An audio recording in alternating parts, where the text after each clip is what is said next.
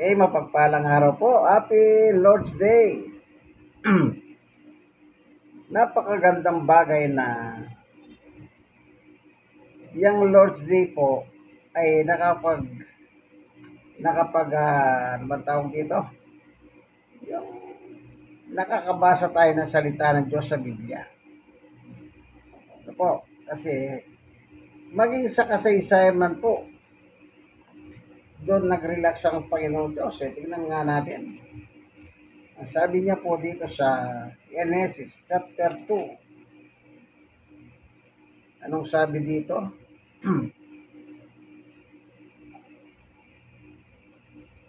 Nanlikaihin ng Diyos ang lupa at ang lahat ng bagay sa langit. Dito. Yan. Genesis chapter 2. O simulan natin sa 1. Nilikha nga ng Diyos ang langit at ang lupa at ang lahat ng bagay na naroon. So, yung lahat ng naroon, ibig sabihin, dito sa lupa, yung nakikita po nyo, yun. Pero sa, yung langit, yung galaxy, sa outer space, yan, langit ang tawag din po dyan. Lahat ng nariyan pala, yung mga planet, mga araw, mga bituin, yan. At yung nandito sa lupa, ang sabi niya, nilikha ng Diyos ang langit at ang lupa at lahat ng bagay naroon. Tapos tinapos niyang likhahin ang lahat ng ito sa loob ng 6 na araw. At siya'y nagpahinga sa ikapitong araw. Tres, pinagpala niya ang ikapitong araw, itinuring niyang itong banal sapagkat sa araw na ito, nagpahinga matapos likhahin ang lahat. Yung kaya happy Lord's Day, kaya nga happy, siyempre naman kasi nakapahinga ka. Ayon sa Biblia, ang Diyos ay nagpahinga rin ng Lord's Day at pinagpala niya. Kaya napakaganda pong nagbubulay na salita ng Diyos kapag Lord's Day. Okay. Dito po sa Biblia, sa panahon na ang ating Panginoong Yesus po ay nangangaral, pansinin niyo po yung kanyang mga salita. Babasahin ko po. Ang sabi niya, sa 1:8:45, ayaw ninyong maniwala sa akin sapagkat katotohanan ang sinasabi ko sa inyo. Siyempre, bilang anak ng Diyos, magsasalita ba yun ng kasinungalingan? Hindi po. Ang sasabihin niya, totoo lang, totoo lang. Kaya may mga Bible verse na katotohanan ang sinasabi ko. Hindi lang isa, dalawa yung katotohanan na binabanggit eh. Kasi po, anak siya ng Diyos, kaya totoo lamang ang kanyang tinuturo. Ang problema ay yung nakalagay, ayaw ninyong maniwala sa akin. Tingnan nga natin yung dito sa 6:46. Tingnan ko lang ano. Kasi po, ito, Lucas 6:46. Bakit ninyo ako tinatawag na Panginoon, Panginoon? Sabi ni Jesus. Dahil hindi naman ninyo tinutupad ang sinasabi ko. Lapit ka ng lapit kay Jesus. Lahat na lang nilapit mo na sa Kanya. At hindi mo lang siya tinawag na Jesus kung tinatawag mo pa siya Panginoon. Oh. Kasi naniniwala ka sa Kanya kasi yung sinasabi niya totoo. Pero ang problema, tayo ang may problema. Tayong mga tao. Anong sabi ni Jesus? Ayaw ninyong paniwalaan eh. Totoo na sinasabi ko. Ayaw niyo pang maniwala. Meron pa siya sinabi. Kaya nga sabi sa 6:46 ng Lucas, o lumalapit kayo sa akin, tinatawag niyo pa nga ako ng Panginoon. Panginoon, pagkatapos, ayaw naman yung sumunod sa akin. O, diba? Di wag ka nang lumapit kung ayaw mo. O, balikan natin yung 8 na naman, ng 1. Sa 43 naman, anong sinabi ni Jesus? Ito, sa 43 naman. Bakit di ninyo maunawa ng sinasabi ko? Dahil dahil ayaw ninyong tanggapin ang tinuturo ko. Maliwanag naman po ang turo ni Jesus, ang katotohanan, walang halong kasinungalingan. Pero anong sabi niya? Ayaw ninyong tanggapin ang tinuturo ko. Hindi na, paano nga naman nila matatanggap? Hindi na nga nila pinaniniwalaan Tatanggapin ba nila? Kapag naniwala ka, natural tanggapin mo. Kasi naniwala ka sa ating Panginoong Jesucristo. At kung naniwala ka sa Kanya, hindi ka naman mapupunta sa masamang kalagyan, kaibigan. Ito, nang sinangangaral, ito ang salita nyo. Kaya totoo po pala sinasabi niya kasi may pinanggalingan niya. May pinanggalingan. Yung katotohanan na sinasabi niya sa kanyang epistola, sa panahon niya at sa panahon natin na binabasa po natin sa Biblia. Tignan niyo po sa salita ni Jesus. 1:12:49. Sapagkat hindi ako nagsasalita ng mula sa sarili ko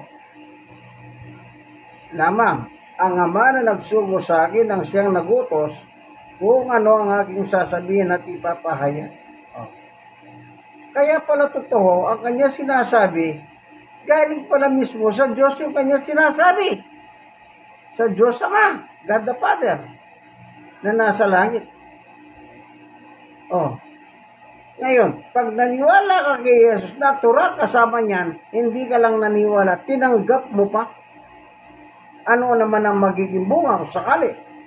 Sa verse 50, at alam kong ang kanyang utos, salita ng God, ay nagbibigay ng buhay na walang hanggan. Kaya tayo pinasasabi ng Ama, ang siya kong ipinapahayag. So, kita nyo po. Kaya kung pinaniwalaan mo si Jesus, tinanggap mo kanyang salita, that is faith.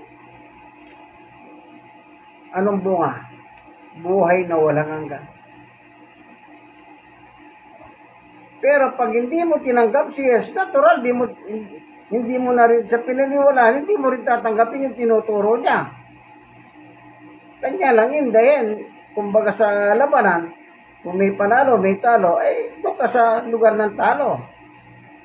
Kung may langit, may impyerno, natural, doon ka sa impyerno.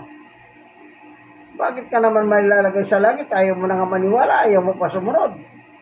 Kahit gustuin mong 1,000 beses na mapalangit ka, ang Panginoong Yesus, babasahin ko nga po yung salita niya. Dito po sa Mateo chapter 10, ano po sabi ng ating Panginoong Yesus? Dito sa Mateo chapter 10, verse, ito po. Sabi niya sa verse 28, ay itong ganito huwag ninyong katakutan ng pumapatay ng katawan. Tinutukoy niya po tao, kapwa-tao natin, kamukha natin tao. Yung sabi ng Panginoong Yesus, huwag ninyong katakutan ang pumapatay ng katawan, ngunit hindi naman nakakapatay ng kaluluwa. Dalawa yon, katawan at kaluluwa, binanggit niya. Sa halip, ang katakutan ninyo ay Diyos, na may kakaya pumuksa ng katawan at kaluluwa sa impyerno. Kahit pala pumapatay ng tao ang kapwa-tao natin, huwag tayong matakot, sabi ni Jesus. Pero, kung hindi pa po kayo tagasunod ni Jesus, matakot kayo. Matakot kayo. Pero kung tagasunod po kayo ng ating Panginoong Jesus, hindi ka dapat matakot. Bakit? Dito po sa epistola niya sa 1:11.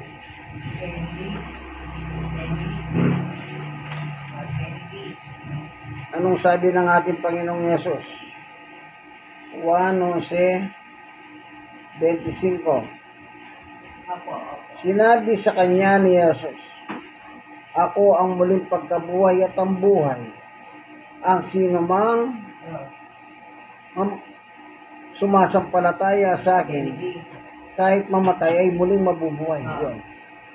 Yung sumasampalataya, yung nakinig sa kanya, naniwala sa kanya, at tinanggap yung aral ni Jesus at ginawa niya.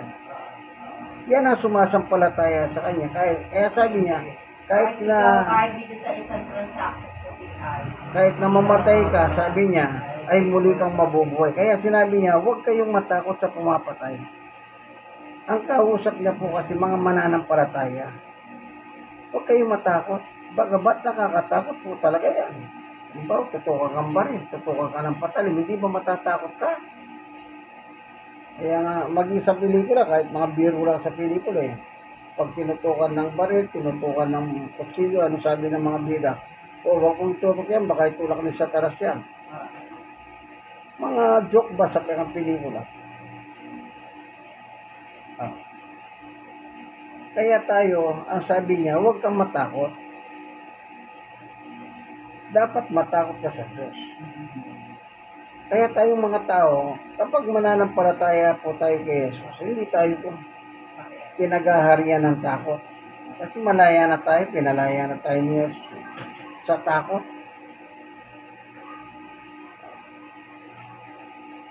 Pastor, sakit lang ha. Oh. Sige po. Kaya napakaganda po ang provision ng salita ng Diyos sa atin. Huwag kang matakot. Pero ang nangyayari po ngayon, sa totoo lang, nakikita mo nagsisimba. Yung iba mga founder pa ng simbahan. Wala namang problema dyan eh. Nagsisimba ka, founder ka ng simbahan. Basta stand to the truth. Tayo ka sa katotohanan. Ang masakit, tumatayo ka sa kamalian. Alam mo nang mali, doon ka pa pumapanig. Ang daming reliyon tong ganyan. Walang personalan nito, biblical teaching at saka lang nangyayari sa paligid natin. Iglesia ni Cristo na itinatag ni Yumao Felix Manalo, Isagon. Felix Manalo, Isagon. Felix Isagon Manalo. Bahala kayo kung alin ang gusto niyong gamitin na pili ko, Isagon o Manalo. Sino pinapanigan nila? Hindi ba pumapatay ng tao? Si Duterte? O pagdating ng eleksyon, sino sinusuporta nila? Hindi ba si mga Duterte? Mga may record dyan, pumapatay sila ng tao, nagnanakaw sila ng pera ng taong bahay, pero pinapanigan nila.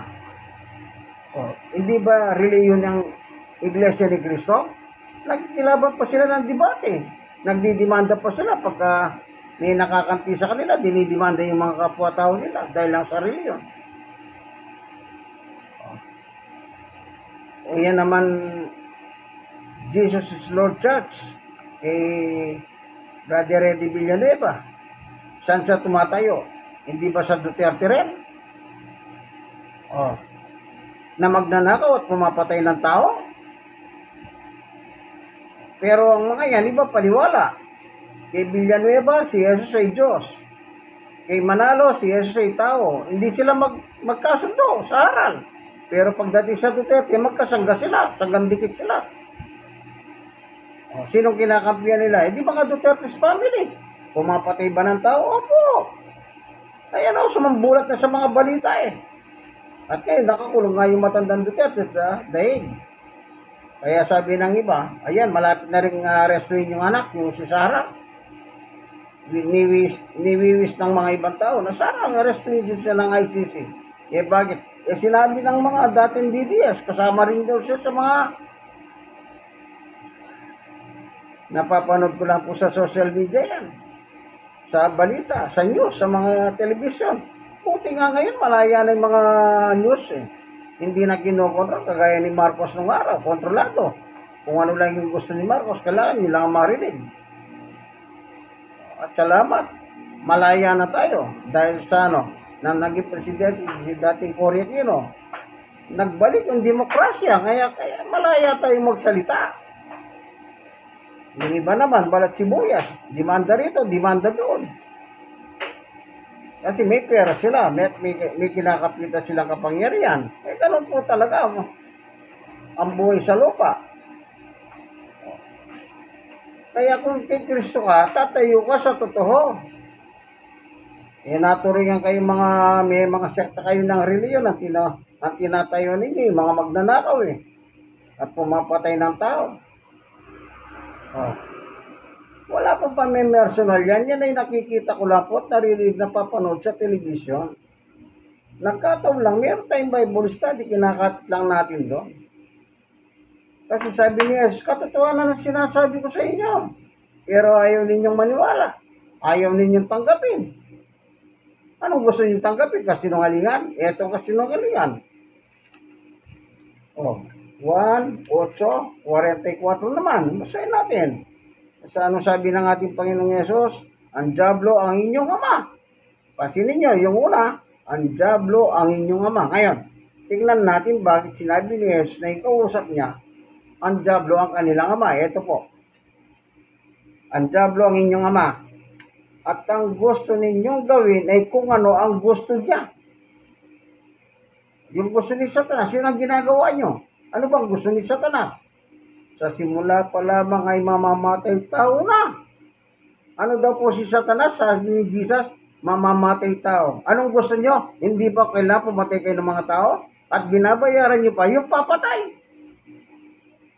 Saan nalaman namin yan? Ito sa investigasyon, sa Senado at sa Kongreso, yung palang polis, pag pumatay pala, may bayan. At kung pumatos naman, iriripan niya lang yung kanya na gastos. Nabulgar din yan eh. O ito, ano sabi? Yan ang gusto ninyong gawin, yung gusto ni Satanas. O. Lapat na lapat to eh. Sunod. Siya hindi pumapanig sa katotohanan kailanman. O. Si Jesus, katotohanan sinasabi niya. Pero si Satanas, sabi niya ang katotohanan. Kailanman, hindi pumapanig sa kanya yung katotohanan. O hindi siya pumapanig sa katotohanan. Sapagkat walang puwang sa kanya ang katotohanan. Yung po pala naman eh, walang puwang sa kanila ang katotohanan. Yung Satanas. Eh bakit? Masama nga kasi siya, kaya ayaw niya ng katotohanan. Tuloy natin. Kapag nagsasalita siya ng kasinungalingan, nagsasalita siya ng ayon sa kanyang kalikasan. Anong kalikasan ni Satanas? Liar. Sinungaling. Sa lahat ng mga sinungaling. Oh. At siya ang ama ng kasinungalingan. The father of all lies. Isipin nyo, nasa sa mga simbahan kayo, binabanggit ninyo, Iglesia ni Cristo. Nandun ang pangalan ni Cristo. Jesus is Lord Church. Nandun ang pangalan ni Cristo. Pero anong gusto nyo? Ang gusto ng taong bayan, malaman yung totoo tungkol sa pera ng taong bayan. Saan dinala? Ang gusto naman ninyo, huwag na ninyong tignan. Huwag na. O, diba? Ayan. O ngayon, ano sabi naman ng Sara Duterte? Aba, pinakita, nagsimba pa. Galing sa simbahan sa Davao. Paglabas sa simbahan, siyempre meron ambos interview, yung mga news sample. Alam nyo, no, sabi niya, nag-uutos siya. Inuutosan niya buong Pilipino sa Pilipinas na irespeto at tanggapin yung desisyon ng 19 na senador na bumoto ng Magano yan walang impeachment. Ibig sabihin po, pag walang impeachment, hindi na po natin malalaman kung saan dinala yung milyon pera. Wala na tayong magagawa, tayong mga taong bayan. Kasi nga po, yan po ang kalakaran ng batas. Kung gusto nilang baliin ang batas, wala tayong magagawa. Sabi nga nila, mga abogado naman, nagsipag-aral pagdating sa pagpapatupad ng batas. Para wala silang pinag-aralan, kaya tuloy po, alam nyo, mismong mga university pinag-aralan nila, sila na po yung nagsasalita sa kanilang mga naging estudyante na ang gusto nila ay pawag kasinungalingan. Oh. Bigyan ko yung halimbawa. Si Brother Eddie Villanueva, kongresista. Bakit siya naging kongresista? Nang Sibak Party List. Yung Sibak Party List po, laban sa mga magnanakaw. Yan ang kanyang dala-dala laban sa magnanakaw. Pero nung ninanakawan na po yung taong bayan, wala, tahimik lang, walang kakibukibo. Hindi pa pumirma. Samantalang yung ibang kongresista, pumirma sila. O yung anak naman niya, si Joel, na senador. Aba, nagsalita, pero anong salita niya? Alam niyo po, ito po yung nakakarima-rimarim na klaseng mga tao. Naturingan po silang nasa simbahan. Yung Iglesia ni Cristo. Aba, nung araw, sabi ni Sabala, tagapagsalita ng INC, hindi na kami pinakikinggan ni Marcos eh. Siguro nagsawa na si Marcos sa kanila. Ay, meron na. Kaya hindi na siya nakikinig. Kaya na po na nila. Hindi na raw sila pinakikinggan. Yan ang gusto ninyo, pakinggan kayo eh. Gusto ninyo, magnanakaw. Ang pinapanigan niyo yung pumapatay ng tao, nagbabanta. Ano sabi ni Sara Duterte? Putangin na ninyong lahat. O, nilatan niya lahat ng tao sa Pilipinas. Tinawag niya putanginan yung mga yung lahat, sabi niya. Pagkatapos, umupa ako ng papatay. Pag namatay ako, barilin mo si Bongbong. Pag namatay, barilin mo si Liza. Pag namatay, barilin mo si Romualdez. Nagbabanta pa. Salita ba ng isang abogada yan? Abogada, dapat ang yung sa mga salita, yung malumanay na kagalang-galang. Eh, kayo wala na kayo kagalang-galang eh. Naalala niyo pa si Ruther Batwigas. Sikat na periodista yung nung araw, pero abogado yun. Anong sabi ni Ruther Batwigas?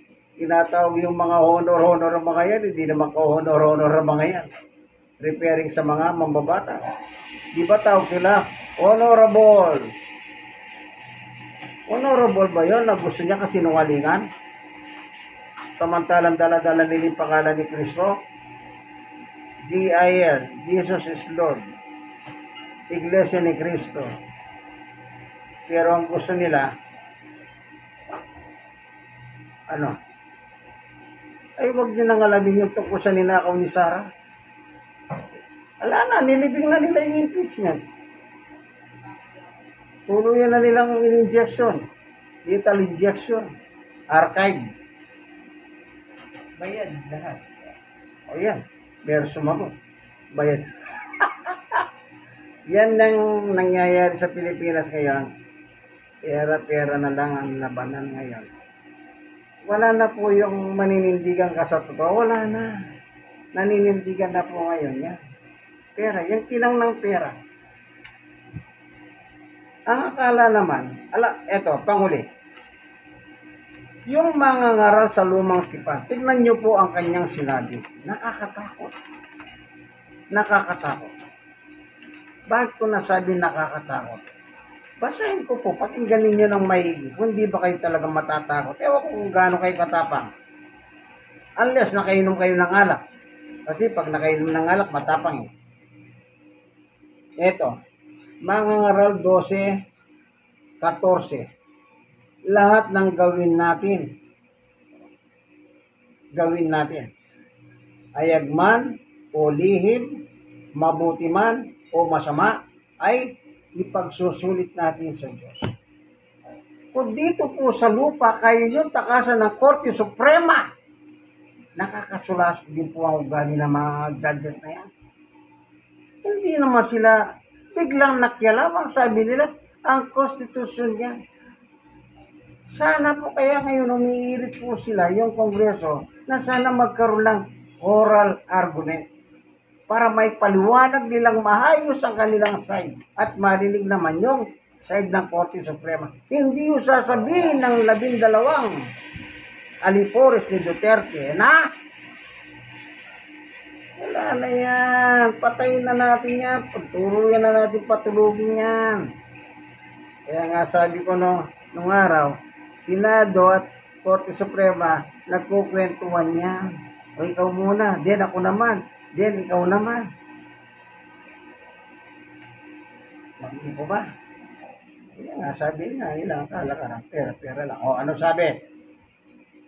Ipagsusulit natin yan, masama't man mabuti. ayagman o lihim ang ginawa. Sige. Kanya lang, ang mahirap po, parang ganito.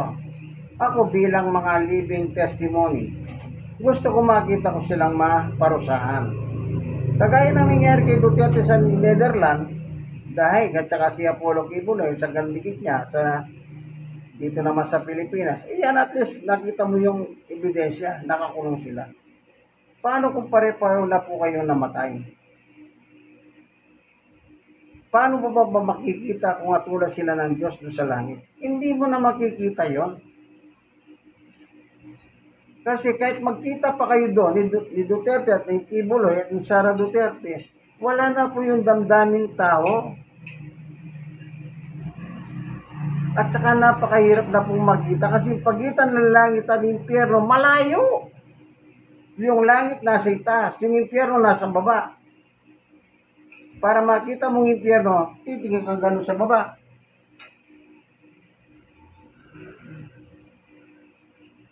Yun po ang sinasabi ko. Bagamat ang Biblia po naniniyak siya. Kung dito sa lupa natakasan nyo ang Korte Suprema, doon sa langit ang Korte hindi nyo matatakasan. Bakit? Ang husgado po mismo ang Panginoong Yesukristo. Yun nagsasabi ng katotohanan na kunwari kay Kristo kayo, pero ang totoo, kumapag naman kay Satanas. Tignan natin dito sa sabi ni Apostol Pablo, 2 Korinto 5:10. Tignan niyo po ang sinasabi ni Apostol Pablo na Apostol ni Jesus na sino yung Korte Suprema dito, yung 12 na bata ni Duterte kasi siya naglagay dun eh. Kaya siguro tinambakan niya ng tao niya para darating ang panahon kung kakasuhan man ako, meron akong tagapagtanggol. Ayun, nagtagumpay naman. Kasi nag-celebrate sila sa dahig ng isang araw. Pinagyabang ni Sara na panalo tayo. Kita niyo po, panalo na. Sabi ni Pablo, 5:10 ng 2 Korinto, sapagkat lahat tayo aharap sa hukuman ni Kristo. Si Kristo na po ang totoong hukom. At tatanggap ng nararapat tayo sa ating mga gawaing mabuti o masama nang na tayo nabubuhay pa sa katawang ito. Ibig sabihin nyo lahat ang ginawa natin dito sa katawan natin nang nabubuhay tayo. Gagantihan tayo ng Diyos ng hukom na totoong hukom. Hindi pwede tapalan yun, si Jesus yan eh. Pero yung mga hukom dito, naalala nyo ba si Harap nung araw? Nung presidente siya? Yung daw mga hukom, si Harap po nagsabi nun, hindi ako, napanood ko lang sa balita yon. Alam niyo, pag sinuot ng hukom yung itim na damit na ganyan, parang Batman. Kahit magnanakaw pa yung hukom na yan, pag sinabi niya, death penalty ang hatol sa'yo, papatayin ka. Oo, totoo yan. Pag sinuot niya yung kayang Batman, na damit na Batman, yan, tanali niya. Ang hatol ko sa iyo ay kamatayan. Patay ka. Kahit mamamatay tao yan, kahit anong sama niya. Parang teacher lang yan. Pag sinabi ng teacher, hindi ka gagraduate.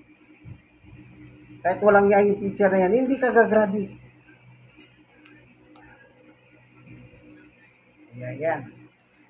Pag hindi kayo natakot sa 2 talatang binanggit ko, sinabi ng mga ngaral at ni Apostol Pablo, ewan ko na lang kung gaano kayo kapal ang mukha. Sabi ni Bamo, ang kakapal ng mukha. Di ba? Si Noynoy din, sinasabi ni Noynoy nung araw, ang kapal lang inyong mga mukha, sabi niya. Kanya lang, hindi lang po pinapangalanan. Puro padapis-tapis lang. Padapis-dapis. Makapal ang mukha. Eh, siyempre, kung makapal, wala nang pakiramdam kaya sampalin mo pa. Diba? Yan. Pagdating sa totoong korte, walang ligtas maging mga Korte Suprema ng mga justices. Kaya yung mga nagretiro pong mga justices ng Korte Suprema, sila mismo naman bumabati ko sa ginawa na kanilang pinanggalingan eh. O sila, si Ascuna, si pangalan ng mga matatanda na, pero gising na gising pa yung damdamin nila eh. Puno. Sino pa ba yung isa na nagpaglabas sa karapatan ng Philippines?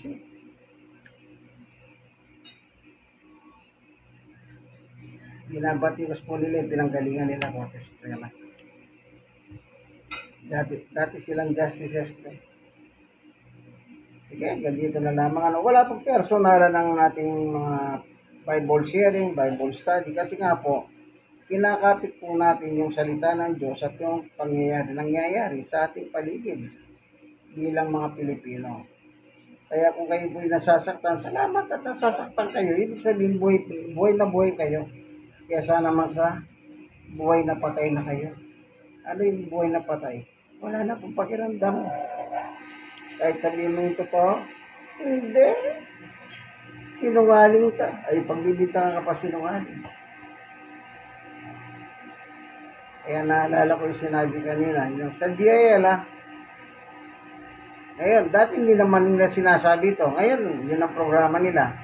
Huwag kayong basta maniniwala sa mga nagsasabi ng kasinungalingan sa atin. Nagkaroon sila ng ganong bigla, no? Dati wala silang ganong mga salita. Sige, ganito na lamang po, ano? Ito po yung kaibigan kay Jesus, Brother Manny Bautista.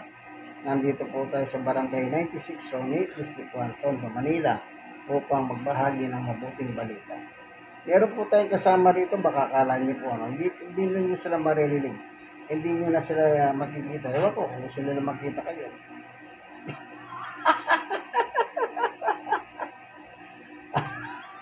O sige, magsalita na lang ng amen. Amen. O yan, meron na. Meron sumagit, di ba? Sige po. Like and share. I-share nyo po sa iba ito. I-share nyo sa kanila yung mga binanggit kong reliyon. GIL ni Villanueva, Iglesia ni Cristo ni Felix Manalo. Share nyo sa kanila. Okay naman yun. Maganda nga yun eh. Baka sakaling magising sila sa katotohanan ng Biblia. Gumagamit po akong Biblia po yun eh. Ayan. Ang Biblia ng mga pastor. Pag totoo kang pastor,